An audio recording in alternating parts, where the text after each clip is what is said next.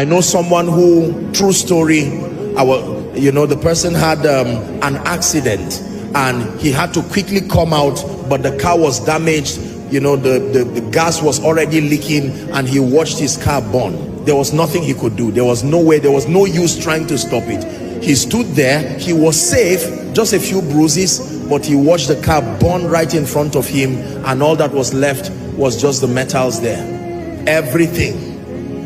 He left home with a healthy car, happy, smiling, and by noon it was just the carcass of that car that was left there.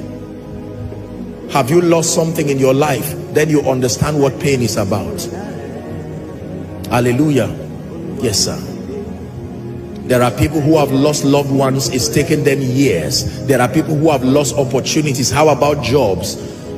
I remember someone who sent me a text. They received a letter rejoicing, and then they got another letter again saying for whatever reason that initial letter had been terminated. They are reviewing things within the office. Can you imagine? After planning, preparing to travel abroad, rejoicing that a miracle has come, a good salary structure, you've started planning in your mind, oh, with this money my children will go to this. Suddenly another mail comes. Some of us are rigmaroling around destiny. We've not been able to get our bearing, not because you are careless, not because you're unspiritual. It's just the reality of storms. They have arisen and distracted your sense of vision. How about visibility? Only God knows how many people would have located you by now, and you would have used the leverage of their relationship, and it would have accelerated your path towards destiny, except that storms became so hazy they passed you and did not know you needed their help.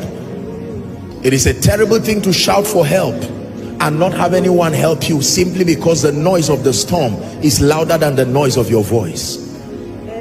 You are shouting for help and yet people cannot hear you, or you are speaking and they cannot hear you. Maybe there's a man of God here I'm speaking to. You have been speaking the counsel of God. You are sincere, uncompromised, with integrity, loving the Lord. Perhaps you are a businessman doing business with the dignity of integrity. Perhaps you are a family person running your home the best that you know and the best that you can, except that the voice, the sound of the wind and the waves has so overwhelmed the sound of your efforts, such that the best that you do cannot even be seen relative to the sound of the storm.